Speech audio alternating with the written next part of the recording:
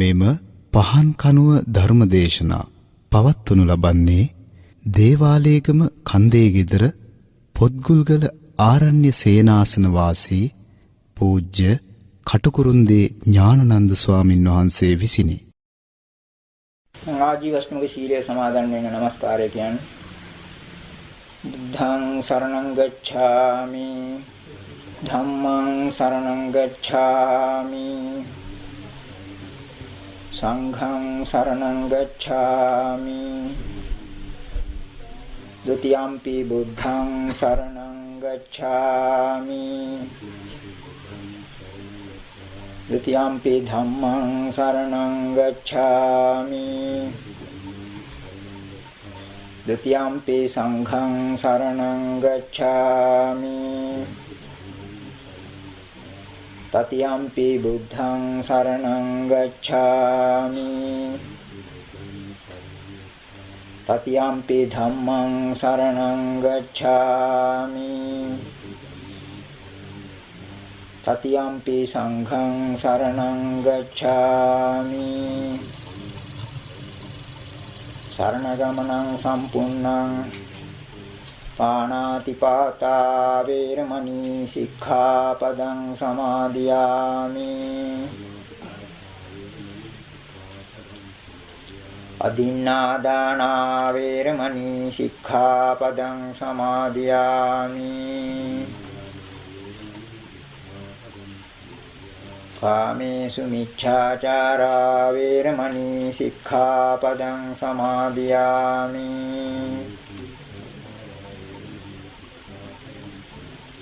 มุสาวาดาเวรมณีสิกขาปดังสมาธิยามิปิสุนาวาชาเวรมณีสิกขาปดังสมาธิยามิภารุสาวาชาเวรมณีสิกขาปดังสมาธิยามิสัมภัปปลาปาเวรมณีสิกขาปดังสมาธิยามิมิจฉาជីวาเวรมณีสิกขาปดังสมาธิยามิติสารเนนะสัทธิงอาជីวัฏฐมกสีลังธัมมังสาธุกังสุรักขิตังกัตตวาอัปปมาเดนะสัมปาเดตับบังสมันตาจักกวาเลสุวัตรากัจฉันตุเดวตาสัทธัมมังนิราจัสสะสุนันตุสักกโมกขดังธัมมาสวนกาโลอายังภดันตาธัมมาสวนกาโลอายังภดันตาธัมมาสวนกาโลอายังภดันตานะโมตัสสะภะคะวะโตอะระหะโตสัมมาสัมพุทธัสสะนะโมตัสสะภะคะวะโตอะระหะโตสัมมาสัมพุทธัสสะนะโมตัสสะภะคะวะโตอะระหะโตสัมมาสัมพุทธัสสะดิโสดิสังยังตังไกราเวรีวาปนเวรินังมิจฉาปณิหิตังจิตตังปาปิโยนังตโตกเรติසදහවත් පින්වතුනි හැම දෙයකටම සිත පෙරට වෙන නිසා සිත හරියාකාරව පිහිටුවා ගැනීමේ වැදගත්කම බුදු පියාණන් වහන්සේ නිතරම අවධාරණය කළා. තමාගේ සිත වැරදි මගට යොමු කර පිහිටවා ගත්තොත් තමාටම සතුරෙක් වෙනවා. වෙන බාහිර සතුරෙකුගෙන් වෙන උපද්‍රව වලට වඩා විපතක් වැරදියට යොමු කරගත්තු සිතෙන් සිදුවෙන බව බුදු පියාණන් වහන්සේ පෙන්වා වදාලා. ඒ කාරණේ ප්‍රකාශ වෙන ගාථාවකුයි අද අපි මාතෘකා කරගත්තේ. ඒ ගාථාව දේශනා කරන්නට යෙදුනේ සවැත් නුවරදී අනීපිඬු සිටානන්ගේ නන්ද නැමැති ගෝපාලයා ගෝපල්ලා සම්බන්ධයෙන්ුයි. බුදු පියාණන් වහන්සේ නිරන්තරයෙන්ම වගේ අනිපිඬු සිටානන්ගේ ඒ සිටු මැදුරට දාණය සඳහා වැඩම කළා. පිණ්ඩපාතේ වැඩම කළා. එතකොට මේ නන්ද කියන ගෝපල්ලා අනිපිඬු සිටානන්ගේ ගවරයල බලා ගන්න කෙනා බොහොම ධනවත් කෙනෙක්. මෙයාත් විටින් විට ඒ පස් ගෝරස අරගෙන ඒ කොටස අරගෙන සිටානන්ගේ නිවසට එනකොට බුදු පියාණන් වහන්සේ දැකලා බණ අහලා බුදු පියාණන් වහන්සේට ආරාධනා කළා තමන්ගේ නිවසට පැමිණෙන්න කියලා. නමුත් බුදු පියාණන් වහන්සේ මේ ගෝපල්ලාගේ ඥාන ශක්තිය මෝරාගෙන යනතුරු ඒ ගමන ප්‍රමාද කරලා එක්තරා අවස්ථාවක සංඝයා වහන්සේලා අත්පිරිවරාගෙන සමග චාරිකාවේ වඩින අතරේ මේ නන්ද ගෝපල්ලාගේ නිවස කිට්ටුව ගසක් මුල වැඩහි වුණා. කොට මේ නන්ද ගෝපාලයා එතෙන්ට ඇවිල්ලා බුදු පියාණන් වහන්සේක සතුටු සාමීචි කළා.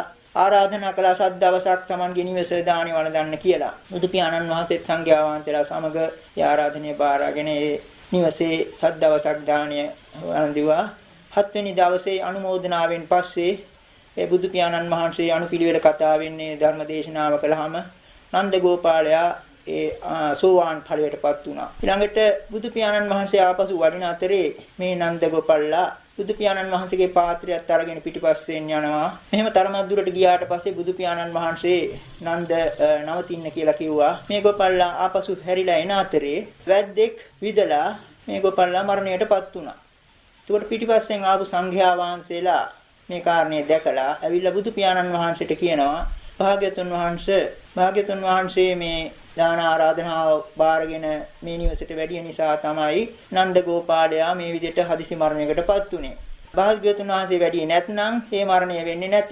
එහෙම කිව්වහම බුදු පියාණන් වහන්සේ වදාලා මහණෙනි මා ආවත් නැතත් මේ නන්ද ගෝපාලයා හතර දිශාවට හරි අනු දිශාවට හරි ඉහළට හරි පහළට හරි ගියත් කිසිසේත් අද දවසේ මරණයෙන් බේරෙන්න බෑ. ඒ වගේ කර්මයක් තිබෙනවා කියන එකයි හැඟෙව්වේ. එහෙම ප්‍රකාශ කරලා බුදු පියාණන් වහන්සේ වදාලා කිසි බාහිර සතුරෙකුගෙන් වෛරකාරයෙකුගෙන් වෙන්න පුළුවන් විපතටත් වඩා නරකට පිහිටුවාගත්තු තමාගේ සිතෙන් විපතක් සිද්ධ වෙනවා කියලා ඒ කාරණේ දක්වමින් අර අපි මාතෘකා කළ ගාථා ධර්මයේ වදාලා දිසෝ දිසං යං තං කෛරා වේරීවා පන වේරිණං මිච්ඡා පනිහිතං චිත්තං පාපියෝ නං තතෝ කරේ. සතුරෙකුට යමක් කරයිද වෛරකාරයෙකුට යමක් කරයිද වැරදියට පිහිටුවාගත්තු සිත ඊට වඩා පාපතර බරපතල විපතක් තමාට කරයි කියන එකයි ඒ ගාථාවේ අදහස. එතකොට පළමුවෙන්ම ඊළඟට ඒ ගාථාව ප්‍රකාශ කරලා ඒ පිරිස ඒකානුව මාර්ගඵලයෙන් ලැබූ බවත් සඳහන් වෙන පොතේ. නමුත් මෙතන විශේෂයක් තියෙන්නේ අතීත කථාන්තරයේ මේ සඳහන් වෙන්නේ නැහැ. ඒ කියන්නේ සංඝයා වහන්සේලා අහලා නැහැ, ප්‍රශ්න කරලා නැහැ මේ නන්ද ගෝපල්ලා අතීතයේ කරපු පාප කර්මය මොකක්ද කියලා. ඒක නිසා බුදු පියාණන් වහන්සේත් ඒ කාරණේ ප්‍රකාශ කළේ නැහැ කියලායි පොතේ සඳහන් වෙන්නේ. මේක ටිකක් අමුතු දෙයක්. අපි සාමාන්‍යයෙන් දැන් මේ පිරිස වුණත් බලාපොරොත්තු වෙන්නේ නැති අතීත කථාන්තරේ නන්ද ගෝපල්ලා මොනවා කරාටද මේ හදිසියෙ මෙහෙම මැරුණේ කියලා. නමුත් මොන හේතුවකට හරි ඒ පොතේ එහෙම සඳහන් වෙන්නේ නැහැ. අපිට ඉතින් හිතා ගන්න තියෙන්නේ මෙහෙමයි. අර බුදු පියාණන් වහන්සේට අස්ථාන චෝදනාවක් අර සංඝයා වහන්සේලා කරේ නොදැනුවත්ව නමුත් භාග්‍යවතුන් වහන්සේ වැඩි නිසායි මේක උනේ කියලා. ඉතින් ඒ සංඝයා වහන්සේලාගේ හදිසි මරණ පරීක්ෂණයට අනුව පෙනුනේ එහෙමයි. මේ කාලෙත් තියෙනෝනේ හදිසි මරණ පරීක්ෂණ කියලා දෙයක්. නමුත් බුදු පියාණන් වහන්සේගේ බුද්ධ ඥාණයට අනුව පෙන්නවා මේක මේ නන්ද ගෝපල්ලම අතීතයේ යම් කිසි අවස්ථාවක වැරදියට පිහිටුවාගත්තු සිත නිසා කරපු කර්මයක විපාකයක් කියන එකයි. ඊට එහාට සංඝයා වහන්සේලා අහපු නැති බවයි පෙනෙන්නේ. ඒකෙන් සෑහීමකටපත් වුණා ඒ සාමාන්‍ය ධර්ම න්‍යාය ධර්මතාව කිරීමෙන්. ඒකට අපි ඒ පොඩි කාරණේ ගැනත් අපි හිතලා බලමු. දැන් මේ සමාජයේ ওই විදිහේ කොතිකුත් හදිසි මරණ, ඔය වාහන අනතුරු, ඝාතන ආදී දේවල් ලෝකෙ සිදු වෙන කොතිකුත්. මේවා අපිට ප්‍රවෘත්ති වෙන්නේ, මේවා බලන්න අපි වෙහෙසෙන්නේ බලාපොරොත්තු නැති හදිසි දේවල් නිසා. අපිට පේන්නේ එහෙමයි. නමුත් බුද්ධ ඥාණයට හිත යොමු කරනකොට බුදු පියාණන් වහන්සේට පෙන්නනවා ඒ සියලු කර්ම ඒවා සාමාන්‍ය සිද්ධි වගේ. ඉතින් දැන් හදිසි මරණයක් වුණාම මේ කාලේ හදිසි මරණ පරීක්ෂණ කියන જાතියක් පවත්වනවා. අධිකරණ වෛද්‍ය නිලධාරියෙක් ඇවිල්ලා ඔය ශරීරය එහෙම කපලා යම් කිසි නිගමන එහෙම ඒවා කියනවා ප්‍රකාශ කරනවා මේ පුද්ගලයාගේ මරණය සිදු වුණු ආකාරය. කාට වුණත් පහසුවෙන්ම කරන්න පුළුවන් නිගමනය තමයි හුස්ම ගන්න බැරි වීම නිසා මරණය සිද්ධ වුණා කියලා. තවත් ටිකක් ඈතට බලාගෙන යනකොට ඔය ශරීරය කපලා කොටලා යම් කිසි ශරීරයේ අංගෝපාංගයක එහෙම නැත්නම් ඉන්ද්‍රියක අඩුපාඩුවක් හදිසි ලේගම නැවැත්වීම මේ විදිහේ දෙයක් නිසා වුණා කියනවා. එහෙමත් නැත්නම් වසවිස කැවීමක්, වසවිස දීමක් වැනි බාහිර උපද්‍රවයක් නිසා වුණා කියලා කොහොමද දක්වනවා. ඊට එහාට ඔය වෛද්‍ය පරීක්ෂණ ආදියෙන් කෙනෙකුට කියන්න බෑ මරණයට හේතුව. නමුත් ඇත්ත වශයෙන් ගැඹුරින් කල්පනා කරලා බලනකොට අර ඔක්කොම අර පුද්ගලයාගේ කර්මයට ඇවිල්ලා හේතු වෙච්ච දේවල් පමණයි. නියම හේතුව, ගැඹුරු හේතුව, දූර නිදානය කියලා කියන දූර හේතුව පවතින්නේ කර්මය පිළිබඳවයි. ඒ නිසා අපි මෙතෙන්දී අපි දැන් ඊළඟට අර කර්මය පිළිබඳවත් අර මෙතන මේ කියාපු මිච්ඡා පනිහිත සිත අන්නේ කාරණේ ගැනත් අපි විශේෂයෙන් සැලකිලිමත් වෙන්න ඕන. දැන් බුදු පියාණන් වහන්සේගේ බුද්ධ ඥාණයටම ඒකටම අයිති කොටසක් තමයි දිබ්බ චක්කු කියලා කියන්නේ දිවැස. ඒ දිවැස ඒ අතීතයේ සමහර ඍෂිවරුන්ට පවා තිබුණු බව සඳහන් වෙනවා බුද්ධ කාලයේ හිටිය අයට. ඒ අයට ඒ කර්මය පිළිබඳව පිරිසිදු ඥානයක් තිබුණේ නැහැ. අඩාලව අතීත යාති හිම පෙනුණා. නමුත් ඒ වායේ 100%ක්ම ඒ සම්පූර්ණ විදිහට උන්ට පෙනුනේ නැහැ. අඩාලවයි පෙනුනේ. බුදු පියාණන් වහන්සේට ඒ පිළිබඳව ඉතාමත්ම පිරිසිදුව අවබෝධය තිබුණා. ඒ දිවැස අනුව ඒක නිසා බුදු පියාණන් වහන්සේ ඇතැම් අවස්ථාවල ප්‍රකාශ කළා මහණෙනි වැරදියට පිහිටුවාගත්තු මනස නිසා, වැරදි වචන පාවිච්චි කිරීම නිසා, වැරදි ක්‍රියා කර්ම කායෙන් කිරීම නිසා සත්වයා ඒ වගේම මිත්‍යා දෘෂ්ටික වීම නිසා ආර්යයන් වහන්සේලාට අපහාස කිරීම නිසා ওই විදිහේ කාරණා නිසා සත්වයින් අපායට නිරයට යනවා කියලා මේ කාරණය මම ප්‍රකාශ කරන්නේ වෙන ශ්‍රමණ බ්‍රාහ්මණයෙකුගෙන් අහලා නෙවෙයි කාගේවත් කීමක් අහලා නෙවෙයි මගේම ඒ ඥාණයෙන් මම දැකලා මේ කාරණේ ප්‍රකාශ කරන කෙනා. ඒ විදිහට අභීතව බුදු පියාණන් වහන්සේ කොටුකුත් ප්‍රකාශ කරපු තැන් තියෙනවා. ඊළඟට මේ විශේෂ කාරණයක් හැටියට අපිට මෙතන මතු කරන්න පුළුවන්. දැන් අපි සාමාන්‍යයෙන් පාප කර්මයක් ගැන හිතනකොට ඒකට නිදාන හැටියට බොහෝ තැන්වල සඳහන් වෙන්නේ ලෝභයයි, ද්වේෂයයි, මෝහයයි. කෙටියෙන්ම සලකලා බැලුවොත් අපේ සිත් තුළ තිබෙන පාප කර්ම වලට නිදාන කියලා කියන්න පුළුවන් හේතු හැටියට දක්වන්න පුළුවන් දේවල් තමයි ලෝභයයි, ද්වේෂයයි, මෝහයයි. නමුත් එක්තරා අවස්ථාවක විශාලා මහනුවර බුදු පියාණන් වහන්සේ වැඩ වාසය කරන අවස්ථාවක මහාලි කියන ලිච්ඡවි රජදරුවා බුදු පියාණන් වහන්සේගෙන් අහනවා භාග්‍යතුන් වහන්සේ මේ පාප කර්මයක් කිරීමට පාප කර්මයක් පැවතීමට හේතුව මොකක්ද කියලා. ඒ අවස්ථාවේ සවිස්තරව බුදු පියාණන් වහන්සේ මෙන්න මෙහෙම ප්‍රකාශයක් කරනවා. මහාලි මෙන්න මේ කාරණා එතනදී කාරණා පහක් දක්වනවා. ලෝභය, ද්වේෂය, මෝහය. ඒ පළවෙනි කාරණා තුන කවුරුත් දන්නේවා. හතරවෙනිව දක්වනවා අයෝනිසෝ මනසිකාර. වැරදි විදියට මෙනෙහි කිරීම. ඒ අයෝනිසෝ මනසිකාර කියන්නේ. ඊළඟට පස්වෙනිව දක්වනවා මිච්ඡාපනිහිත චිත්තං. වැරදියට පිහිටුවාගත්තු සිත්. එතකොට අර කියාපු මුල් නිදාන තුනට අමතරව පාප කර්මයක් කිරීමට අයෝනිසෝ මනසිකාර කියලා කියන වැරදි මෙනෙහි කිරීමත් උපකාර වෙන බව අපිට තේරුම් ගන්න පුළුවන්. ඒ වගේම වැරදියට පිහිටුවාගත්තු සිතත් ඒකට උපකාර වෙනවා. ඒ අනුව අපි කල්පනාකාරී වෙන්න ඕන අර වැරදියට සිත පිහිටුවා ගන්නේ නැතුව හරියාකාර පිහිටුවා ගන්න. දැන් මෙතන මේ කියවනේ වැරදියට පිහිටුවාගත්තු සිත සතුරෙකුට වෛරකාරයක් කරනවටත් වඩා බරපතල විපතක් Tamanට කරනවා කියලා. ඒ කිට්ටුවම තවත් ගාථා ධර්මයක් ධම්මපදයේ සඳහන් වෙනවා. යම් කෙනෙක් අර හරියට පිහිටුවාගත්තොත් සිත, ඒ සිත Tamanගේ මව්පියන්ටත් කරන්න බැරි, නෑයන්ටත් කරන්න බැරි තරම් යහපතක් Tamanට සලසනවා. ඒ අනිත් පැත්තත් ප්‍රකාශ කරලා තියෙනවා. ඉතින් කොයි හැටි නමුත් ඔන්න ඊළාට තියෙන්නේ මේ පණිහිත කියන වචනේ තියෙන ගැඹුරු අදහසක්. ප්‍රනිධි කියන වචනයක් තිබෙනවා. ප්‍රනිධි කියලා කියනවා සාමාන්‍යයෙන් අපි ඔය යමක් පිළිබඳව ඉලක්කයක් ඇති කර ගැනීම. ඒක නොයෙකුත් විදියට ඒ තේරුම් ගන්න බලනවා. නමුත් මේ ඒක කාරණේ හෙලි කරගන්න බුදු පියාණන් වහන්සේ තාමත්ම සරල උපමාවක් දක්වලා තිබෙනවා. එක් අවස්ථාවක පළමුවෙන්ම උපමාවයි දක්වන්නේ මහණෙනි ඔය මේ එක්තරා වචනයක් අපට යොදන්න වෙනවා මේ ප්‍රදේශයේ සමහර විට ඒක වැඩි ව්‍යවහාරي නැතුව ඇති. දැන් වී නණ්ඩුව කියලා කියන්නේ වී ඇටයක ඔය වී කරලක වී ඇටයක් අග තියෙනවා. ඊටාත්ම පුංචියට පෙනෙන අර තුඩක්. ඒකට තමයි වී නණ්ඩුව කියලා කියන්නේ. ඉතින් මෙතෙන්දී ඒකයි බුදු පියාණන් වහන්සේ උපමා කරගන්නේ. මහණෙනි හැල් වී නණ්ඩුවක් හරි යව වී නණ්ඩුවක් හරි වැරදියට පිහිටුවල තැබුවොත්, වැරදියට කෙලින් කරලා තැබුවොත්, එහෙම නැත්නම් පැත්තට හරවලා තැබුවොත් අත්ලට පත්ලට යට වුනහම අත්ල පත්ල සිදුරු වීමක්, ලේ පිටවීමක් ආදියක් සිද්ධ වෙන්නේ නැත. අර ඒ වී නණ්ඩුව හරියට පිහිටුව තැබුවේ නැති නිසා. ඊට උපමාව දෙන්නේ ඒ වගේම මහණෙනි මිච්ඡාපනිහිත සිත, වැරදියට පිහිටුවාගත්තු සිත අවිද්‍යාව බිඳලා අර අත්ලපත්ල සිදුරු කිරීම කියන එකට සමාන කරන්නේ අවිද්‍යාව බිඳීම, අවිද්‍යාව දැදුරු කිරීම. ඊළඟට ලේ උපදවීම කියන එකට උපමා කරන්නේ විද්‍යාව මතු කර ගැනීම, නිවන ප්‍රත්‍යක්ෂ කර ගැනීම. මේ උපමාව ආශ්‍රයෙන් පෙන්වුම් කරන්නේ අර වීනණ්ඩුව හරියාකාර පිහිටුවේ නැත්නම් ඒක අත්ලට පත්ලට යට වුනහම සිදුරු වීමක්වත් ලේ එළියට එීමක්වත් නැහැ. නමුත් අච්චර පොඩි වීනණ්ඩුව වුණත් හරියාකාර කෙලින් කරලා තිබුණොත්, යම් අවස්ථාවක එහෙම කෙලින් කරලා තිබුණොත් අත්ලට පත්ලට යට වුනහම සිදුරු වෙලා ලේත් වෙනවා. ඒක ළඟට ඒක කියන්නේ සම්මාපණිහිත සිත. ඒ වගේම හරියට පිහිටුවාගත්තු සිතෙන් අවිද්‍යාව බිඳලා විද්‍යාව මතු කරගෙන නිවන් ප්‍රත්‍යක්ෂ කරගන්නත් පුළුවන් කියලා. ඒක තුලින් අපිට හිතා ගන්න පුළුවන් අන්න අර වීනණ්ඩුව තව අපට පේනවා. හිත පේන්නේ නැහැ. එතකොට වීනණ්ඩුව ඒ සුළු වශයෙන් පෙනෙන දෙයින් අච්චර දෙයක් කරන්න පුළුවන්. නොපෙනෙන හිතෙන් ඊටත් වඩා පුදුම දෙයක් කරන්න පුළුවන්. කොයිතරම්ද කියතොත් මේ ප්‍රනිධි කියන වචනය ඔය මේ පින්නතුන් අහලා ඇති බෝධිසත්වයන් වහන්සේලාගේ බුද්ධත්වයේ පිළිබඳව කියන කොටත් ඒ ප්‍රනිධිය ගැන කියනවා. යම්කිසි ඉලක්කයක් ඇති කරගෙන බෝධිසත්වයන් වහන්සේලා ඒ තරම් දීර්ඝ කාලයක් කල්ප ගණනක් මම බුදු වෙනවා කියලා ඒ ප්‍රාර්ථනාව ඇති කරගෙන යන්න අර හිත පිහිටුවා ගත්තා ඒකට යොමු කරලා. ශ්‍රාවක පාරමී ආදී ඒ පාරමී කතාවත් එක්ක සම්බන්ධ යන්නේ ඕකයි. ප්‍රනිධි කියන වචනේ බොහෝ විට. ඉතින් ඔන්න ඔය විදිහට ඒ මිච්ඡාපණිහිත කියන එක අපි දැන් මෙතෙන්දී අවධාරණය කරන්න තියෙන්නේ මතක කරගන්න තියෙන්නේ මේ ගාථාවට අනුව අන්න අර මිත්‍යා පැත්ත. ඒක අපි තේරුම් ගන්න ඕනේ ඒකේ ආදීනව පක්ෂයක්. ඉතින් ওই විදිහට මේ මිච්ඡාපණිහිත සිත පිළිබඳව එහෙම පෙන්눔 කරලා ඊළඟට තවත් ප්‍රකාශ කරන කාරණයක් තමයි දැන් එහෙම හරියට හෝ වැරදියට හෝ පිහිටුවා ගැනීමේදී මූලික වෙන්නේ පෙරටු වෙන්නේ මොකද්ද කියලාත් අපි තේරුම් ගන්න ඕන. බුදු පියාණන් වහන්සේ දක්වනවා මිච්ඡාපණිහිත සිතට පෙරටු වෙන්නේ මිත්‍යා දෘෂ්ටියයි. සම්මාපණිහිත සිතට පෙරටු වෙන්නේ සම්මා දිට්ඨියයි. දෘෂ්ටියයි ප්‍රධාන වෙන්නේ. හැමතැනම දෘෂ්ටියයි මුලට එන්නේ. ඒක නිසා තමයි ඇතැම් තැන්වල තියෙන්නේ සම්මාදිට්ඨි පුබ්බංගම. මේ ආර්ය මාර්ගය ගැන ප්‍රකාශ කරන තැන්වල කියනවා සම්මාදිට්ඨිය තමයි පෙරටු වෙලා යන්නේ, ඉස්සරින් යන්නේ. ඉතින් දැන් එක් අවස්ථාවක මෙන්න මෙහෙම දේශනාවකුත් වදාළ බුදු පියාණන් වහන්සේ මහණෙනි මිත්‍යා දෘෂ්ටිය ඇති. ඒ වගේම මිත්‍යා සංකල්ප. දැන් අපි මේවා සිංහල වචනට උනත් යොදලා තියෙනවනේ. වැරදි දැක්ම ඊළාට මිච්ඡා සංකප්ප කියන්නේ වැරදි සිතුම් පැතුම්.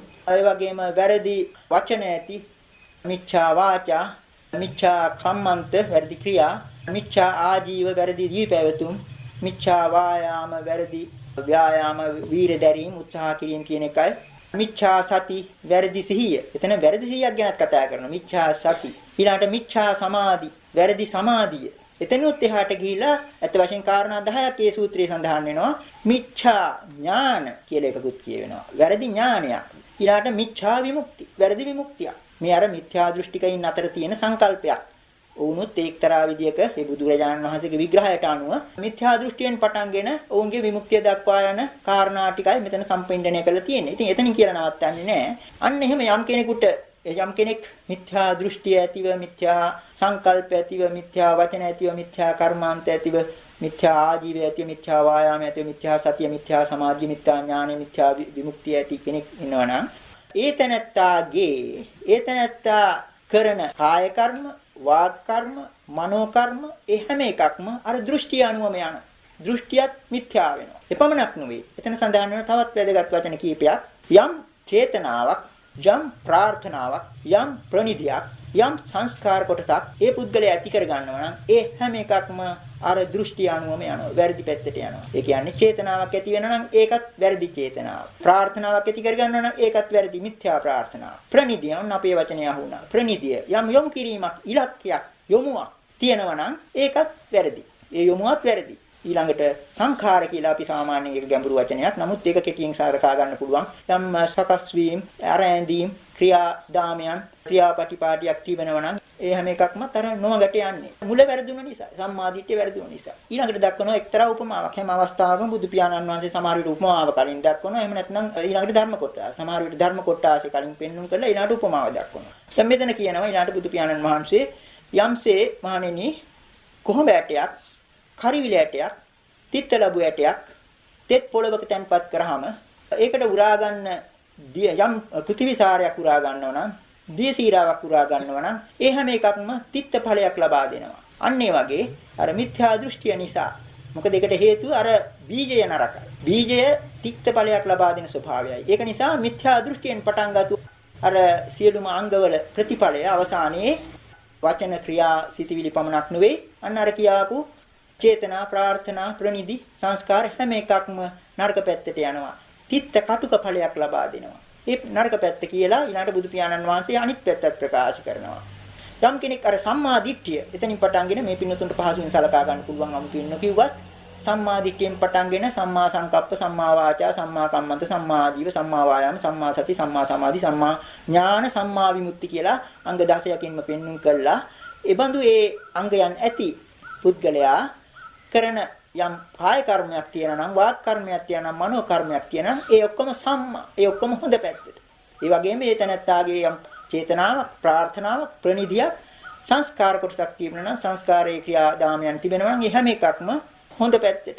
හොඳ විපාකගෙන දෙනවා. ඒකට දක්වන උපමාව තමයි යම්සේ උක් බීජයක් හෝ හැල් බීජයක් හෝ මිදි බීජයක් හෝ තෙත් පොළොවේ තැන්පත් කරාම ඒකෙන් හට ගන්න ඵලය මිහිරි ඵලයක් හට ගන්නවා, මధుර ඵලයක්.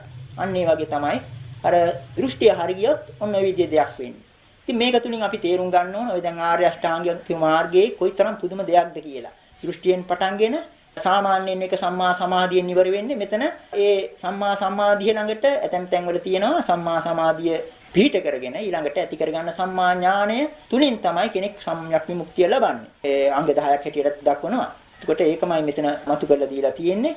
ඒ කොයිවත් මිත්‍යානම් මිත්‍යාඵලය නරක කටුක පැත්ත එන්නේ සම්මානම් ওই විදියට. කොහොම ප්‍රකාශ කළා ඊළඟට තවත් මේ ආර්ය අෂ්ටාංගික මාර්ගයේම වැදගත්කම පෙන්눔 කරන මහ පුදුම දේශනා බුදු පියාණන් වහන්සේ තවත් අවස්ථාවක සංඝයා වහන්සේලාට වදාලා මහණෙනි ඔය පිත්කෝප සෙම්කෝප වාතකෝප හිම ඇති වුනහම වෙදවරු විරේක බෙහෙත් දෙනවා විරේචනයක් දෙනවා මහණෙනි එහෙම විරේචනක් තියෙනවා මම ඒව නැtei කියලා කියන්නේ නැහැ නමුත් වෙද්දු දෙන ඒ විරේචන හරියන්නත් පුළුවන් වරදින්නත් පුළුවන් වෙද්දු දෙන ඒ තුන්දොස් කිපීම වලට විරේක බෙහෙත් හරියන්නත් පුළුවන් වැරදින්නත් පුළුවන්. නමුත් මහණෙනි මම දෙනවා ආර්ය විවේකයක්. මම නුඹලාට දේශනා කරන ආර්ය විවේකයක්. ඒක හරියනවමයි වරදින්නේ නැහැ. මොකක්ද ආර්ය විවේකය? ඔන්න ඊළාට විග්‍රහ කරනවා. මහණෙනි සම්‍යක් දෘෂ්ටි ඇති කරගත්තු පුද්ගලයාගේ ඒ සම්‍යක් දෘෂ්ටි ඇති කර ගැනීම ශක්තිය තුලින්ම මිත්‍යා දෘෂ්ටිය විරේක වෙනවා. මිත්‍යා දෘෂ්ටිය හා සම්බන්ධ යම් තාක් පාපක අකුසල ධර්ම තියෙනවා නම් ඒ හැම එකක්ම විරේක වෙලා යනවා. සම්‍යක් දෘෂ්ටියට අදාළ කුසල ධර්ම වැඩෙනවා. ඊළඟට ඒ විදිහටම දක්වනවා සම්‍යක් සංකල්පය ඇති පුද්ගලයා තුළ සම්‍යක් සංකල්ප ශක්තිය තුලින් ඒ සිතුම් පෙතුම් ශක්තිය තුලින් මිච්ඡා සංකල්ප විරේක වෙනවා. මිත්‍යා සංකල්ප නිසා යම් තාක් අකුසල ධර්ම ඇති වෙනවා නම් ඒවත් විරේක වෙලා යනවා. සම්‍යක් සංකල්පයෙන් යම් තාක් හොඳ දේවල් ඇති වෙනවා නම් ඒවා තුලින් මේ වැඩිම ඒක භාවනාව වශයෙන් දක්වන ඒ වර්ධනය ඇති වෙනවා. ඒකේ හොඳ පැත්ත ආනිසංස. ওই විදිහට ඒ ආර්ය අෂ්ටාංගික මාර්ගය පිළිබඳවම අත් වශයෙන් කියනවා නම් එතනත් අර 10ක්ම දක්වනවා.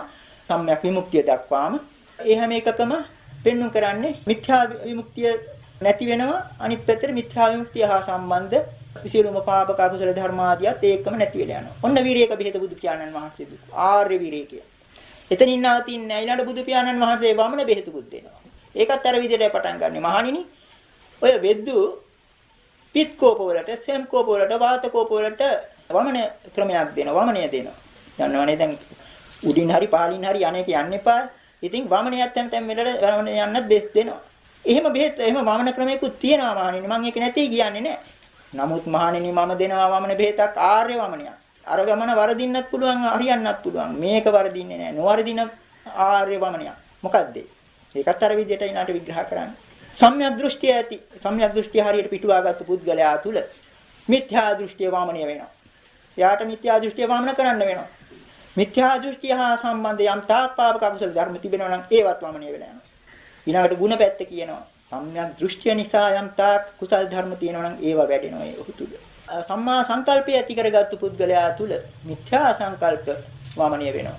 මිත්‍යා සංකල්පය හා සම්බන්ධ යම් තාක් පාපක අකුසල ධර්ම තිබෙනවා නම් ඒවත් වාමනය කරන්න වෙනවා. සම්‍යක් සංකල්පයට අදාළ ඒ ಗುಣ පක්ෂය සෞඛ්‍යයට අදාළ ටික එකතු වෙනවා. ඉතින් ওই විදිහට තේරුම් ගන්න පුළුවන්. අර 10 දක්වාම ওই විදිහට බුදු පියාණන් වහන්සේ හිත් කාවදින විදිහට එක එකක් අරගෙන පෙන්නවා සම්මා දිට්ඨියත් මිච්ඡා දිට්ඨියත් අතර වෙනස. මොකද මේ බුදු පියාණන් වහන්සේ තමන් වහන්සේම හඳුන්වා දුන්නා අනුත්තරෝ භිසක්කෝ සල්ලකත්තෝ කියලා. අනුත්තරෝ භිසක්කෝ සල්ලකත්තෝ කියලා හඳුන්වනවා. මොකද අනුත්තර කියන එක දන්නවා උත්තරීතර බව. භිසක්ක කියලා කියන්නේ පින්වතුනි භේසජ්‍ය. දැන් භිසක් වෛද්‍ය කියලා කියන්නේ දැන් ඒක බොහෝ දෙනා කායික වෛද්‍ය කියලා පාවිච්චි කරනවා. දැන් ওই සමහර වචන අභාවයට ගිහිල්ලා. අතීතයේ මේ දුනා භිෂක් වෛද්‍ය, ශල්‍ය වෛද්‍ය කියලා දෙකොටසක් ඉන්නවා. භිෂක් වෛද්‍ය කියලා කියන්නේ අන්න බෙහෙත් දීලා හොඳ කරන. ශල්‍ය වෛද්‍ය කපල කොටලා හොඳ කරන එක්කෙනා. එතකොට මෙතන මේ බුදු පියාණන් වහන්සේ යන භිෂක් වෛද්‍යෙක් හැටියට මේ කතා කරන්නේ. බෙහෙත් දීලා විරේක බෙහෙත් දෙනවා, වමන බෙහෙත් දෙනවා. ඒ විදිහට. අන්න බුදු පියාණන් වහන්සේ අනුත්තර අර උත්තරීතර නොවන බෙද්දු දෙන ඒවා වර්ධිනවා. බුදු පියාණන් වහන්සේ දෙන මේ විරේකය මේ වමනය වර්ධින්නේ නැහැ. ආර්ය වමනයක්, ආර්ය විරේකයක්, ආර්ය වමනයක් කියලා ප්‍රකාශ කළේ ඒ විදිහට. ඒ ඕක තුනත් අපිට යමක් හිතා ගන්න පුළුවන්. ඊළඟට ඒ විදිහටම තමයි දැන් අපි කල්පනා කරන්න ඕන මෙතන පාප කර්ම පිළිබඳව. ඇත්ත වශයෙන් අපි නිරන්තරයෙන් සිහියට නගාගත යුතු වටිනාම බුද්ධ දේශනාවේ වටිනාම මේ කියමනක් තමයි කර්මය පිළිබඳව මේ පින්නතුන්ට අහලා ඇති. ඒ වචන ටිකයි එතන වැදගත් වෙන්නේ. තව මේ යෙදෙන පාඨය කෙසේ වෙතත් කම්මස්සකා, කම්ම දායාදා, කම්ම යෝනි, කම්ම බන්දු, කම්ම පටිසරණ. මේ වචන ටික සඳහන් වෙනවා. ඒක එකක්ම හරි වැදගත් වෙනවා. කම්මස්සකා කියලා කියන්නේ Tamanට අයිති දේ කර්මයයි. වෙන ඔය Taman අයිති කරගන්න තියෙන ඒ දේපල ආදී නොවේ. නියම වශයෙන් සංසාරයේ Tamanට අයිති වෙන්නේ කර්මයයි. කම්මස්සක ඊළඟට කම්ම දායාදා ඔය මව්පියෝ දරුවන්ට අනුයිකුත් දායාද දෙනවා. ඒවා දරුවන්ට අරගෙන යන්න බෑ. දරුවෝ අරන් යන්නේ තමන් කරපු කර්මයමයි. කම්ම දායාදා. කම්ම යෝනි. මේ අපේ උත්පත්ති ඇති උනේ කර්මයෙන්. අපේ ප්‍රභවය යෝනි කියන වචනය දැන් ප්‍රභවය කියන අදහසින්. අපි නැවත උපදින්නෙත් ඒ අපේ කර්මානුරූපවයි. කම්ම යෝනි. අපේ නියම යාළුවා, නියම බන්ධුවරයා, නියම නෑය කර්මය. නියම නෑය කර්මයයි කිව්වට අර අපි දැන් කලින් කියාපු ගාථාව අනුව ඒ හොඳ කර්මය තමයි තමන්ගේ නියම නෑය. නරක කර්මය කළොත් අන්න තමන්ගේ වෛරකාරය එහෙම නැත්නම් සතුරා කියලා එහෙම ගන්න වෙන්නේ. ඉතින් කොහොම නමුත් අර බන්දුත්වය, ඥාතිත්වය එතන තියෙනවා. කර්ම බන්දු. ඊළාට කම්මපටිසරණ. තමන්ගේ පිහිට. තමන්ට පිහිට හැටියට තියෙන්නේ මේ සංසාරයේ කර්මයමයි. ඒ කාරණේ අපි නිතර මතක් කරගන්න ඕනේ. ඒක නිසා තමයි දැන් ඔය කම්මස්සකතා සම්මාදිට්ඨි කියලා එකක් තියෙනවා. ඒ සම්‍යක් දෘෂ්ටියට අනුව ඒ ඇතම් කෙනෙක් මේ කාලේ ওই නාස්තික දෘෂ්ටියට යන්නේ ඔන්න ඔය විදිහේ දේවල් ගැන නොතකීම නිසා සංසාරගත සාමාන්‍ය මිනිසයා ඒ මමයේ මාගේ කියන හැඟීම තුල ජීවිතය ගෙවන පුද්ගලයාට බලපාන ධර්මතාවක් මෙතන බුදු පියාණන් වහන්සේ ප්‍රකාශ කළේ. එයාට අයිති දෙයක් තියෙනවා නම් තමන් කරන කර්මයමයි. මේ විදිහට හිතා ගන්න ඕන. එතකොට ඒකට පදනම තමයි සම්මාදිට්ඨිය තුල තියෙන්නේ. ඒ සම්මාදිට්ඨිය දසවස්තුක හැටියට දක්වන කාරණා 10ක් හැටියට කෙටියෙන් සලකා ගත්තොත් ඔය දානමාන ආදී ආනිසංස විපාක තියෙනවායි. ඊළඟට මෙලොවක් ඇත පරලොවක් ඇත කියලා කියන්නේ මෙලෝ පරලෝ බෙහෙදයක්. සමහර විටුනේ මෙතනින් ඉවරයි කියලා සංසාර මේ ජීවිත පැවැත්ම මෙලෝ පරලෝ බෙහෙදයක් තිබෙනවා. මෙලොවක් සහ පරලොවක් ගැන හිතන්න වෙනවා. මවෙක් ඇත පියෙක් ඇත කියලා කියන්නේ මව්පියන්ට සැලකීමේ උපස්ථාන කිරීමේ ආනිසංස ඇත කියන එකයි. ඒ වගේම ලෝකයේ සත්‍ය දැනගත්තු ඊළඟට හොඳ කර්ම නරක කර්ම වල විපාක ආනිසංස ඇත. ඒකත් විස්තර කරන්න වෙනවා. ප්‍රස්තුතියක් හැටියට, පිළිගත්තු දෙයක් හැටියට. ඊළඟට ඒ වගේම තමයි මේ ලෝකයේ ඉන්නවා මේ ලෝකය ගැන හරියට අවබෝධයක් ඇති ශ්‍රමණ බ්‍රාහ්මණී අපට වඩා නුවණැස දියුණු කර අභිඥා ආදිය ලබාගත්තු උත්තමයන් සිටිනවා කියන ඒ හැඟීමත් ලෝකයේ Taman තේරුම් ගන්න ඕනේ. මොන විදිහේ ප්‍රස්තුත රාශියක් උඩයි මේ හොඳ කර්ම සහ නරක කර්ම පිළිබඳ මේ මතයේ බුදු පියාණන් වහන්සේ ඉදිරිපත් කරන්නේ. ඒකයි අර කිව්වේ සම්මාදිට්ඨිය නැත්නම්. ඒ දසවස්තුක සම්මාදිට්ඨිය නැත්නම් අර කුසල් අකුසල් පින්පව් ගැන තැකීමක් නොකර කැමැති හැටියට ජීවත් වෙන්න බලනවා. මිනිස්සුන් පහසුවට කරන්නේ ඒකයි. දැන් මේ විදිහේ නාස්තික දෘෂ්ටිය තමයි වැඩිපුර ලෝකයේ දකින්න ලැබෙන්නේ පහසුවට. ඒවට විපාකත් ඒ වගේම තියෙනවා. ඒවත් විඳින්න වෙනවා. ඉතින් ඔන්න ඔකයි බුදු පියාණන් වහන්සේ මතක් කරලා දෙන්නේ අපට නිරන්තරයෙන්ම මේ ධර්මතාව බුදු පියාණන්ටවත් මේකෙන් බේරෙන්න බෑ. රහතන් වහන්සේලාටවත් බේරෙන්න බෑ. මේ පින්නතුන් කොටිකුත් අහලා ඇති. දැන් අපිට හිතා ගන්න පුළුවන් ඒ බුදුරජාණන් වහන්සේගේ බුද්ධ ශක්තිය අනුව දෙව්දත් පෙරළූ ගල ඒක පිළිගන්න ගල් දෙකක් ආවත් ඒ පතුරට බුදු පියාණන් වහන්සේගේ පතුල ඒ ගල් පතුල කැපිලා බරපතල වේදනාවක් ඇති වුණා. ජීවක වේදනාවන්ගෙන් බෙහෙත් ගන්නත් සිද්ධ වුණා. මොකක් නමුත් කර්මයක් නිසායි. ඊළාට කවුරුත් හොඳට අහලා තියෙන එකක් තමයි ඒ උගරන් මහ රහතන් වහන්සේට අච්චර මහා පුදුම විදිහේ අභිඥා ශක්තියින් 이르දි ප්‍රාතිහාර්ය පෙන්නමින් බ්‍රහ්ම ලෝකවලට පවා යමින් දිව්‍ය ලෝකවලට පවා යමින් මේ විදිහට මහා ආශ්චර්යවත් දේවල් කළා.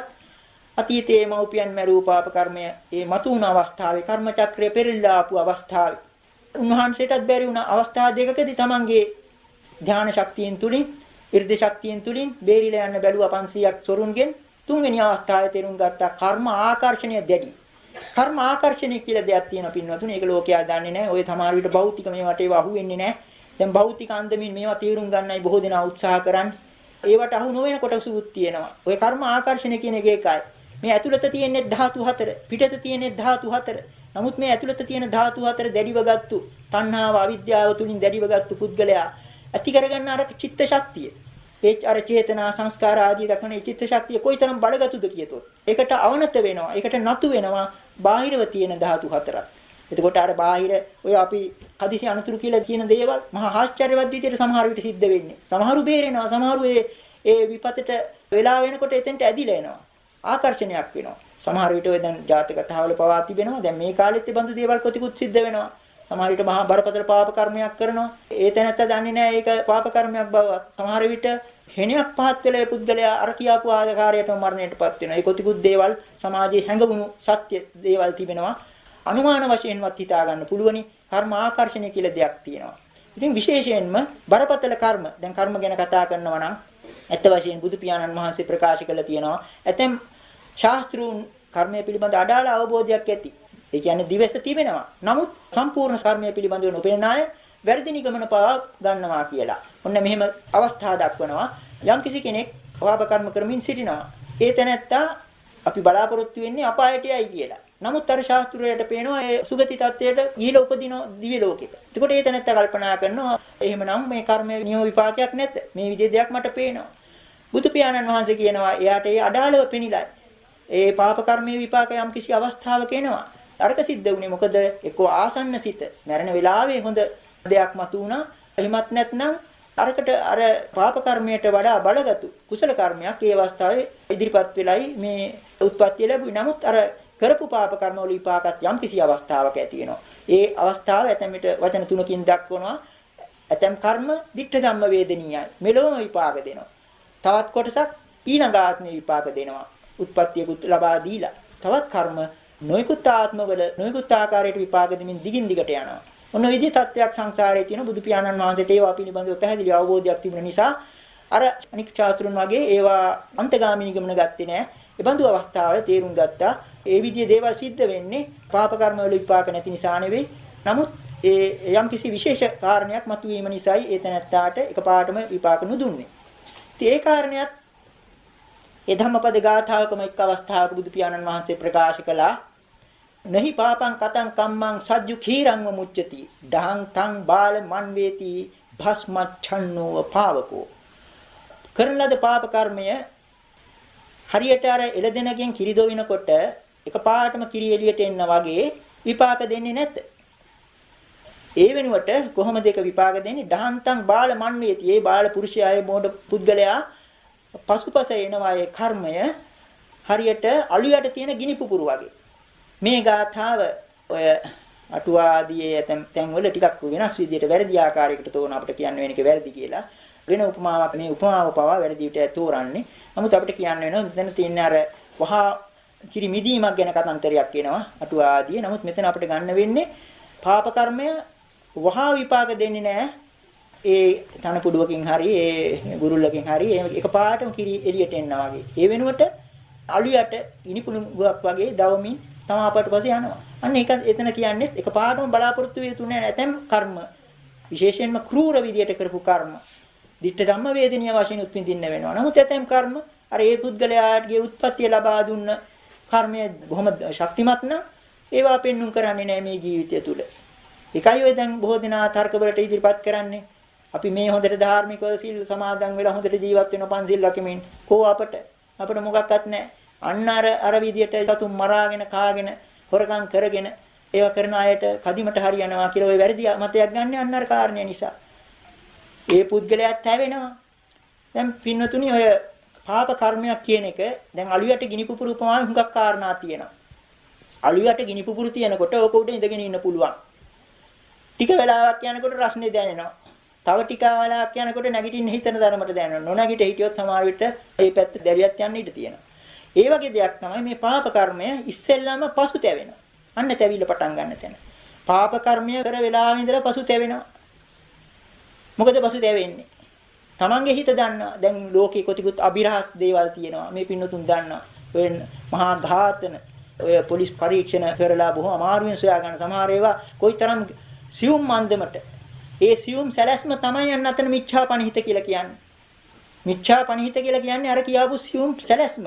අර බුදු පියාණන් වහන්සේ ප්‍රකාශ කළ තියෙනවා මෝඩයට ලැබෙන ප්‍රඥාවත් එයාගේ විනාශයටයි කියලා. ඒ වගේ ඇතම් ඔය භයානක අපරාධ කරුවන්ට තියෙනවා පුදුම විදියේ අර බුද්ධියක්. ඒ බුද්ධිය තුලින් ලොකු සැලැස්ම කුමන්ත්‍රණ කපටිකම් ආදීන් මහා භයානක ඝාතන හොරකම් කරනවා කාටවත් අල්ලගන්න බෑ. රහස් පොලිසියටවත් අල්ලගන්න බැරි තරම්. ඒ අය හිතනවා ලෝකෙට පේන්නේ අය හරි දක්ෂයින් හැටියට. නමුත් එක්කෙනෙක් දන්නවා. කවුද ඒ? එක්කෙනෙක් දන්නවා. තමා. ඒකයි බුදු පියාණන් වහන්සේ ප්‍රකාශ කළේ නත්ති ලෝකේ රහෝ නාම පාපකම්මං පගුබ්බතෝ අත්තා තේ පුරිස ජානාහි සච්ඡං වා යදිවා මුසා. පාප කර්ම කරන කෙනාට ලෝකේ රහසක් කියලා දෙයක් නැත. අත්තා තේ පුරිස ජානාහි. එතන බුදු පියාණන් වහන්සේ අර පුද්ගලයාට ඉස්සරහටම ගිහිලා කියන්න වගේ. මිනිහෝ නුඹ දන්නවා. අත්තා තේ පුරිස ජානාහි. මිනිහෝ නුඹ දන්නවා. අත්තා තේ පුරිස ජානාහි සච්ඡං වා යදිවා මුසා. ඔය කියන්නේ ඇත්තද නැත්තද කියලා. එතකොට දක්ෂ නීතිඥයින් යොදලා නොයෙකුත් කූටෝපක්‍රම යොදලා සාක්ෂි වලට පගාව ආදී වලින් ඒව වහලා එහෙම නැත්නම් බිය ගැන්වීම වලින් තැති ගැන්වීම වලින් ඒ කොයි විදියට සාක්ෂිත් වහලා නඩුවෙන් දාගත්තත් හෘදය සාක්ෂිය අනුව කර්ම ශ්‍රේෂ්ඨාධිකරණේ Tamanට විපාක දඬන විඳින්න වෙනවා. ඕකයි தත්ත්වය. එතකොට අන්නේ හෘදය සාක්ෂිය කාටවත් වළක්වන්න බෑ. ඒක තමයි ඊළඟට රැයට නිදා ගන්න බැරි වෙන්නේ. ඊළඟට ඒක තුලින් ඒ පුද්ගලයාගේ ඉස්සෙල්ලම වෙන අර කියාපු තැවිල්ලට ගොදුරු වෙන්නේ තමන්ගේ ශරීරයේ තියෙන ධාතු හතරයි. වාතකෝප, සෙම්කෝප, තව නොයෙකුත් විදිහේ දේවල්, දැවිලි තැවිලි, කැසිලි, ඕවාන බිබිලි මතු වෙලා, තුවාල වෙලා ඊළඟට අන්තිමට මේ රෝහල් වල ලගින්න වෙනවා. දොස්තරලටත් සොයාගන්න බෑ. ඒ දොස්තරලට සොයාගන්න බැරි නිදාන යන්න බුදු පියාණන් වහන්සේ පෙන්වුවා. මිච්ඡා පනිහිත සිත. වැරදියට පිටුවාගත්තු සිත. ඒකට අර කොයිතරම් මුළු මහත්තේ ශ්‍රේෂ්ඨාධිකරණත් රවට්ටලා ලෝකයක් රවට්ටලා අර විදිහේ කූටෝපක්‍රම කළා ඝාතන කළා ඒ හොරකම් කළත් ඒ හැම එකක්ම අර එක සාක්ෂියක් නවත්තන්න බෑ අනිත් සාක්ෂි නැවතුවත් හෘදේ සාක්ෂිය නවත්තන්න බෑ ඒ වගේම ඒකේ විපාක දඬුවම තමන්ම විඳිනවා. එතකොට ඒ ජීවිතයේ අවසාන වන්නේ බඳු අයගේ ඇත්ත වශයෙන්ම මහා භයානක අන්දමට ශෝකී අන්දමට දුක් වේදනා මැද්දේ සමහර විට ඒ වෙලාවේ කියනවා කෑ ගහනවා අපි මේ විදිහට කළා. මිනිසෙන් මැරීම පිළිබඳව පමණක් නෙවෙයි පින්නතුනි තිරිසන් පිළිබඳවත් එහෙම අසරණ තිරිසනුන් අර රස තෘෂ්ණාව ජය ගන්න රස තෘෂ්ණාව සංතරපණය කරන්න අසරණ තිරිසනුන් කොයිතරම් දවසකට මරණයටපත් වෙනවද කියලා මේ පින්නතුන් දන්නවා. එතකොට ඒ විදිහේ ක්‍රූරතර ඝාතන වලින් ඒවාට යොදන උපක්‍රම සමහරට ඇඟ හිරි වැටෙන විදිහේ මහා පුදුම විදිහේ උපක්‍රම මොකද අර අමු මසට ඒ තරම් ලොල් මිනිසා තුල තියෙන යක්ෂයා තිරිසනා කොයිතරම් බලගතුද කියතොත් ඔය කඩසාප්පු වල තියෙන පරණ මස් වලට කැමති නැහැ. කවුරුවත් පරණ එළවලු ගන්න කැමති නැතුව වගේ පරණ දවස් ගන්නකට කලින් මරපු සතෙක් ආහාරයට ගන්න කැමති නැහැ. එදිනෙදා ඉක්මනින්ම මේ ළඟදිම මරපු සතෙක් තමයි වෙන්නේ. සමහර විට සතා තමා ඉදිරියට ගෙනල්ලා මරලා එතෙන්දි මානුභව කරනවා. අර හැඳි ගෑරුපු වල වෙනස විතරයි තියෙන්නේ සතෙක් නොවන බව පෙන්වන්න කරන. නමුත් ඇතුළත සිටින අර යක්ෂයා එහෙම නැත්නම් තිරිසනා තමයි ඒ විදිහට ඒ ක්‍රූරතර ඝාතන කරන්නේ. අන්න එතකොට ඒ ශරීරය වැඩුණත් ඊළඟට අර කියාපු ලෙඩ මානසික පමණක් නෙවෙයි මානසික ලෙඩ එතනම පටන් ගන්නවා. ඊළඟට ඒකේ ප්‍රතිඵලයක් හැටියට කායික ලෙඩක් පටන් ගන්නවා. ඒක තුලින් අවසානයේ මෙතන දැවිලා ඉස්සෙල්ලා පසු තැවිල්ල ඊළඟට ශරීරයේ දැවිලි තැවිලි ඊළඟට එතනින් ගියාට පස්සේ අපායේ දැවෙන්න නම් එතන ගිනිදැල්ල ඈස්ති වෙලා ඉන්නවා. එතන ගිනිදැල් බලාගෙන ඉන්නවා. සමහර අය උඩට ඇවිල්ලා අර ධම්ම කතාවල තිබෙනවා සමහර විට ඇත්ත වෙන්න පුළුවන් මේ කාලේව ගණන් ගත්තේ නැතත්. දැන් ගිනි කඳු තියෙන බව අපි දන්නවා. ඒ වගේ සමහර විට පොළොව පලාගෙන ගිනි ඇවිල්ලා එම අපායට ඇදගෙන යන කතාන්තරයක් තියෙනවා. ඒ වගේම උඩින් එන ඒවා තමයි අර හෙන ගෙඩි කියන જાති. ඉතින් ওই විදිහට ඒකයි අපි කිව්වේ මෙතන තියෙන ධාතු හතර පිට තියෙන ධාතු හතර ওই දෙන්නගේ නෑකමක් තියෙනවා යාළුකමක් තියෙනවා. ඒක ක්‍රියාත්මක වෙන්න යන කර්ම යන්ත්‍රය තුලින්. ඇත්ත වශයෙන් සමහර පොත්වල අතීත පොත්වල යන්ත්‍ර ගැන අවබෝධයක් නැති කාලෙත් අතීත ආචාර්යවරු කම්ම යන්තේන යන්තිතෝ කර්ම යන්ත්‍රයක් හැටියට සැලකුවා. ඒ තරම් පුදුම දෙයක් මේක. කර්මය කියන්නේ බුද්ධ ඥාණයට පමණක් වැටහෙන මහා පුදුම දෙයක්. අපට වුණත් ඒකේ ඇතුළත හරියාකාර පේන්නේ නැහැ. ඒකයි බුදු පියාණන් වහන්සේ මේ මුල් මහත් සංසාරයේම තන්තා කුලක ජාතා මුංජ බබ්බජ භූතා ආදී නොයෙකුත් වචන වලින් පෙන්වුම් කරන්නේ මේක එහෙම් පිටින්ම අවුල්ුණු නූල් කැරැල්ලක් වගේ බේර ගන්න බැරි විදිය දෙයක් කර්මයයි විපාකයයි ඔක්කොම පටලැවිලා. මොකද ඒකට හේතුව අපිට කර්ම විපාක හැටියට සමහර විට ඔන්න අපි හිතමු අර විදියේ කෙනෙක් කුගෙන් හානියක් පැමිණියා හොරකමක් හරි එහෙම නැත්නම් ශරීර පීඩාවක් හරි ඇති වුණා. ඒ වෙලාවේ අපට අපේ කර්මය පේන්නේ නැහැ. අපි මේක කරගත්තු බව පේන්නේ නැහැ. අර පුද්ගලයා අපට ඒකට උපකරණයක් වුණ බව පේන්නේ නැහැ. ඒ වෙනුවට අපි හිතා ගන්නවා මේ නිර්දෝෂී මම. ඇයි මට මෙහෙම කළේ? ඊළඟට පලි ගන්නවා. අන්න ඊළඟට දිගට යනවා. ඔක තුල දිගට යනවා. ඒක තමයි අර කර්මයේ තියෙන භයානකම. නූල් බෝලේ අවුල් කරගන්නවා. නූල් බෝලයක් බලලෙකුට දුන්නොත් මේක බේරලා දෙන්න කියලා ඌ මොකද්ද කරන්නේ? ඒ අතට මේ අතට පෙරලා මේක අවුල් කරගන්නවා. ඒ අවිද්‍යාව නිසා. ඒ වගේ තමයි මිනිස්සයා.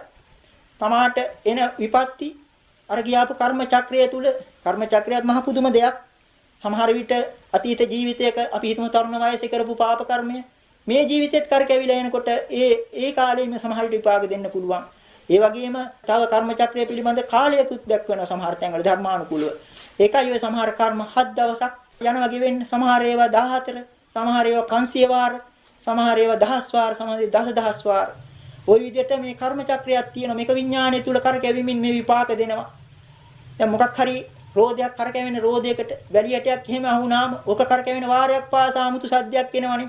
ඒ වගේ තමයි මේ විඥානෙට වැටුණු පාප කර්මය. අර විදිහ ජීවත් වෙන තාක් චක්‍රය කරකැවෙනවා. තමන් පසුතැවිලෙන් විඳින්න ඒව මතක් වෙන වාරයක් පාසා. ඒ වගේම තමයි ඊළඟට උත්පත්තිය ලැබුවත් කර්ම බීජ යම් තැනක පැලුණා නම් ඒක අනුව අන්න අර විදිහේ කටුක විපාක තමන්ට විඳින්න වෙන අනන්ත කාලයක් සංසාරේ.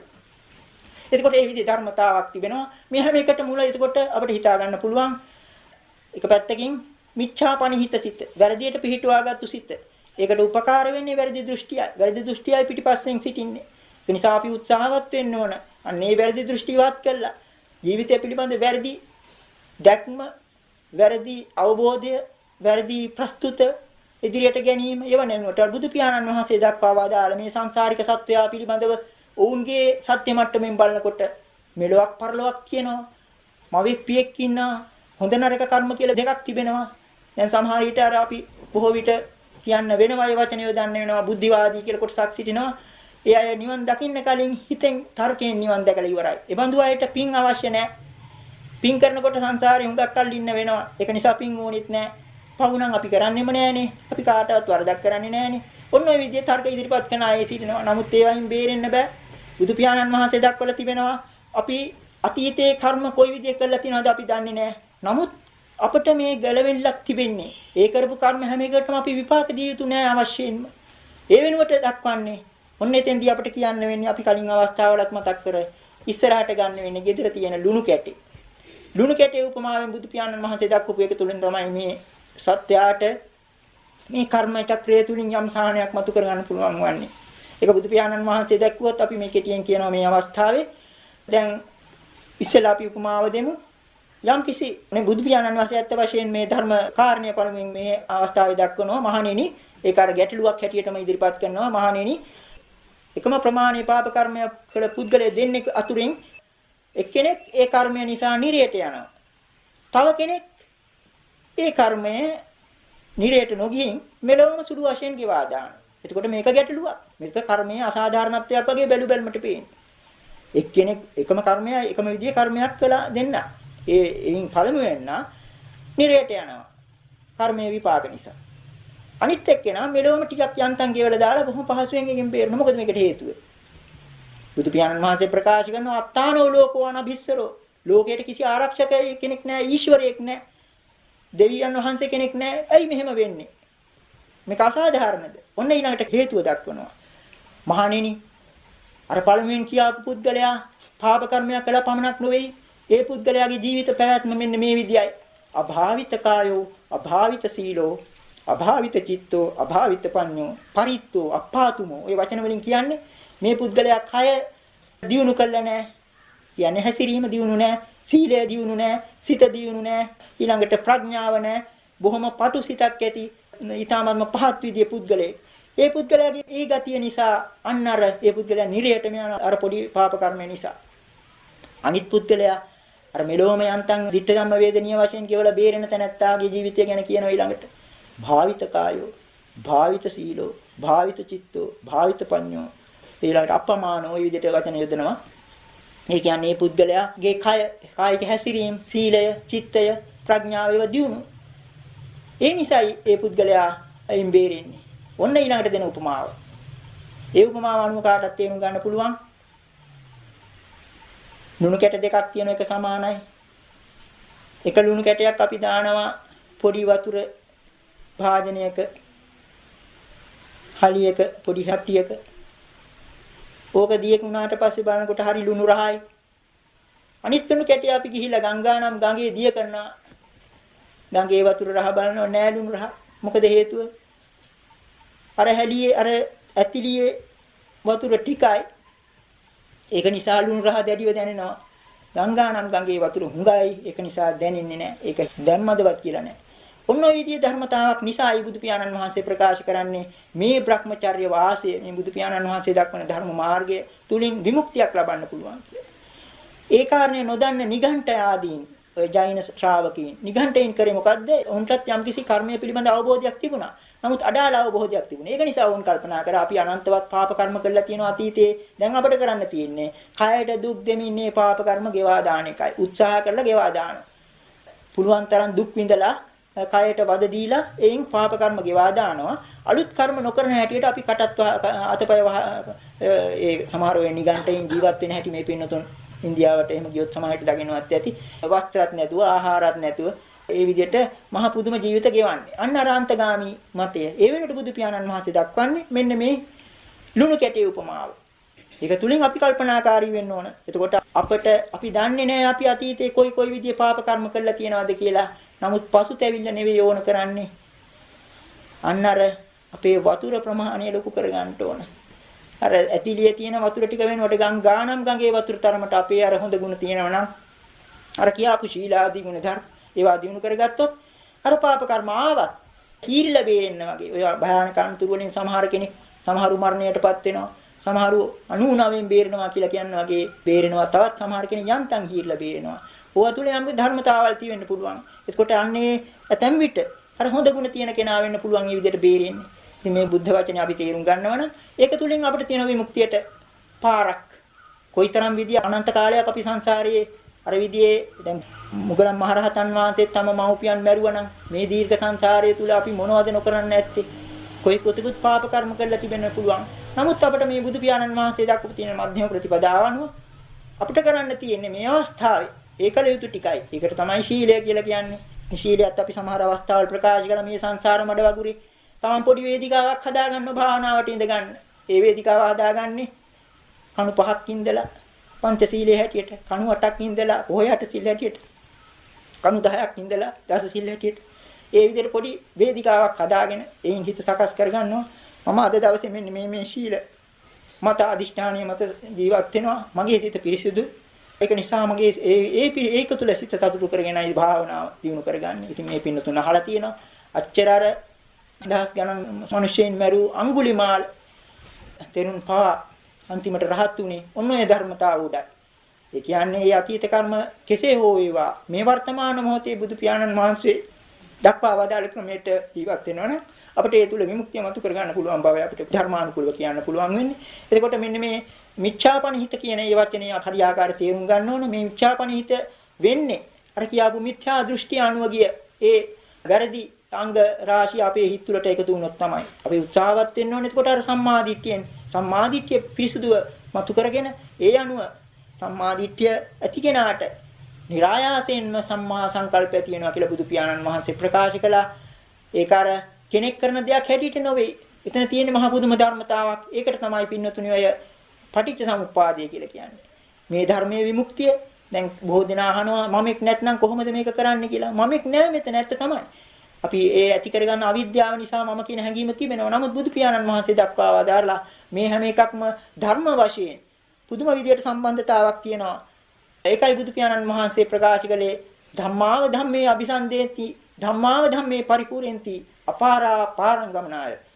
මෙතන ඉඳලා එතරට යාමේදී කෙරෙන්නේ මොකද්ද? ධර්මයන් තුලට ගලාගෙන යනවා. ධර්මයන් පරිපූර්ණේ කරනවා. මේක ධර්මයන්ගේ වැඩක්, තමන්ගේ වැඩක් නෙවෙයි. තමන්ගේ කියලා හිතාගත්තට. අපිට කියන්නේ අපිට කරන්න තියෙන්නේ ධර්ම ටික සම්පූර්ණ කිරීම පමණයි. ඒක නිසා තමයි සම්‍යක් දෘෂ්ටිය යම් කෙනෙක් තුල ඇති වුණා නම් ඒක අනුව નિરાයාසයෙන්ම වගේ ඒ තැනත්තා තුල සම්‍යක් සංකල්ප ඇති වෙනවා. සම්‍යක් සංකල්ප කියන්නේ පින්නතුනි දන්නවනේ හොඳ සිතුම් පැතුම්නේ. හොඳ සිතුම් පැතුම් ඇති වුණා නම් ඒ පුද්ගලයා තුල හොඳ වචන පිට වෙනවා. ඒ වචන අනුව ඊළාට ක්‍රියාවලිය හරිගස්ස ගන්න උත්සාහවත් වෙනවා. ඒ ක්‍රියාවලිය පිරිසිදු හරිගස්ස ගත්තොත් තමන්ගේ රැකී රක්ෂාවලටත් පිහිදු වල අර කියාපු මිච්ඡා ආජීවයට යන්නේ නැතුව ඒ තැනත්තාගේ යන්න සම්‍යක් ආජීවය කියන එකක් ඇති වෙනවා. ඒ සම්‍යක් ආජීවය තුලින් ඒකයි සම්මා ආජීවය ඇති තැනත්තාට ඒ කරන උත්සාහය තුලින් දන්නේම නැතුව සිත ඇතුලේ සම්‍යක් ව්‍යායාම කියලා කියන අර කියාපු නූපන්න කුසල නූපද වීම සඳහා උපන්න කුසල නිර්පාය හැරීම සඳහා නූපන් කුසල ලං කර ගැනීම සඳහා උපන්න කුසල තහවුරු කර ගැනීම සඳහා කියන හතර ආකාර සම්‍යක් ප්‍රධාන සම්‍යක් වීරිය තමා තුල වැඩෙනවා දන්නේම නැතුව කියලා කියන්න පුළුවන්. එතකොට මේ වැඩෙන අතරේ මොකද්ද වෙන්නේ? තමන්ගේ හිතගෙන නිරන්තරයෙන් මුරකාරයෙක් වගේ ඉන්නකොට මොකද්ද කරන්නේ? සතිය වැඩෙනවා, සිහිය වැඩෙනවා, නිරන්තරයෙන් සිහිය ඉබේටම වැඩෙනවා. සිහිය හරියාකාරව පවත්වා ගන්න පුළුවන් නම් විසිරෙන්න නොදී විනාඩි 10 15ක් පැය භාගයක් පැයක් දෙකක් තුනක් සමාධිය. ඒක තමයි සමාධිය. ඊළාට සමාධිය හරියට තියෙනවා නම් ඒ තැනත්තාට මේ ලෝකයේ ඒක හරියාකාර සමාධිය නම් මිච්ඡා සමාධිය නෙවෙයි නියම සමාධිය නම් බුදු පියාණන් වහන්සේ දක්වා දල ආකාරයට ඒ සමාධිය උපකාර කරගෙන පුළුවනි අර අනිත්‍ය දුක්ඛ අනාත්ම කියන ත්‍රිලක්ෂණය පැත්තට යම් අවස්ථාවක මානසිකාර්ය යොමු කරොත් ඒ යෝගාවචරය යෝනිසෝ මානසිකාර්ය යොමු කරොත් අන්න අර බුදු පියාණන් වහන්සේ දක්වා දල අන්දමට ඒ විදර්ශනා ඥාන තුලින් යම් අවස්ථාවක සෝවාන් සකදාගාමි අනාගාමි අරහත් කියන මාර්ගඵල ප්‍රතියේදෙන් උතුම් අමා මහ නිවන් සාක්ෂාත් කරගන්න පුළුවන් වෙනවා. එතකොට මේ අපි කෙටි කාලය තුල මේ බුදු පියාණන් වහන්සේ දක්වා දාන මධ්‍යම ප්‍රතිපදාව අපි ප්‍රෙන්නුම් කරේ මේ මිච්ඡාපනිහිත සිත වෙනුවට සම්මාපනිහිත සිත ඇති කර ගැනීමට අද දවසෙත් මේ පින්නතුන් අර විදිහට සීලයක් සමාදන් වෙලා මේ අවස්ථාවේ ධර්ම ශ්‍රවණය කළා. මේ හැම එකක් තුලින් මේ ඇති කරගත්තු අපි මේ නිතර මතක් කරන සද්ධා විරිය සති සමාධි ප්‍රඥා කියලා කියන මෙන්න මේ ඉන්ද්‍රිය බල ධර්මයන්ට උපකාර වන මේ කාරණා මේ ධර්ම ශ්‍රවණය තුලින් ඇති කරගත්තා කියලා හිතන මේ හැම එකක්ම පිහිට කරගෙන කල්යාණ මිත්‍ර ආශ්‍රයත් උපකාර කරගෙන නිරන්තරයෙන් අප්‍රමාදීව මේ බණ භාවනා කටයුතු වල යෙදෙමින් තමන්ගේ විමුක්තිය සඳහා කළ යුතු හැම එකක්ම අප්‍රමාදීව කරමින් මේ ශාසන පරිහානියට කලින් අර කියාපු විදිහට සෝවාන් ආදී මාර්ගඵල ප්‍රතිවේදයෙන් උතුම් අමා මහ නිවන් සාක්ෂාත් කරගන්නට මේ ධර්ම ශ්‍රවණය කුසලයක් හේතු වාසනාවය කියලා ප්‍රාර්ථනා කරගන්නවා. ඒ වගේම මේ විශ්වයේ යම්තා කවිචිත අකනිටා දක්වා වූ ඒ ලෝක සත්වයන් අතර මෙවැනි ධර්ම දේශනා ධර්ම ශ්‍රවණ ආදියට ඒවායේ අනුමෝදන් වීමට කැමැති අයත් ඒ අනුමෝදන් වීම තුලින් යම් අවස්ථාවක ඒ කුසල ශක්තිය තුලින් තමන්ගේ ප්‍රාර්ථනීය බෝධියකින් උතුම් අමා මහ නිවන් සාක්ෂාත් කරගනිත්වා ඒ හැම සත්වයකම කියලා මේ ප්‍රාර්ථනා කරමින් මේ ගාථා කියන්නේ එත්තාවතා චම්මේ සම්පතං පුඤ්ඤ සම්පදං සම්පේ දේවානුමෝදන්තු සම්ප සම්පත්ති සිද්ධා සබ්බේ දේවානුමෝදිत्वा බුද්ධන්තු අමතං පදං ආකාශට්ඨා චුම්මට්ඨා දේවානාගා මහිද්దికා පුඤ්ඤන්තං අනුමෝදිत्वा චිරං රක්ඛන්තු ශාසනං ආකාශට්ඨා චුම්මට්ඨා දේවානාගා මහිද්దికා පුඤ්ඤන්තං අනුමෝදිत्वा චිරං රක්ඛන්තු දේශනං සට්ඨා චුම්මට්ඨා දේවානාගා මහිද්దికා පුඤ්ඤන්තං අනුමෝදිत्वा චිරං රක්ඛන්තු පරං දුක්ඛප්පත්තාජනින් දුක්ඛා භයප්පත්තාජනින් භයා සෝකප්පත්තාජනින් සෝකා හොන්තු සබ්බේ විපාණිනෝ දුක්ඛප්පත්තාජනින් දුක්ඛා භයප්පත්තාජනින් භයා සෝකප්පත්තාජනින් සෝකා හොන්තු සබ්බේ විපාණිනෝ දුක්ඛප්පත්තාජනින් දුක්ඛා භයප්පත්තාජනින් භයා සෝකප්පත්තාජනින් සෝකා හොන්තු සබ්බේ විපාණිනෝ හිමිනා පුඤ්ඤ කම්මේන මානී බාල සමාගමෝ සතං සමාගමෝ හෝතු යාව නිපාණපත්තිය හිමිනා පුඤ්ඤ කම්මේන මානී බාල සමාගමෝ සතං සමාගමෝ හෝතු යාව නිපාණපත්තිය හිමිනා පුඤ්ඤ කම්මේන මානී බාල සමාගමෝ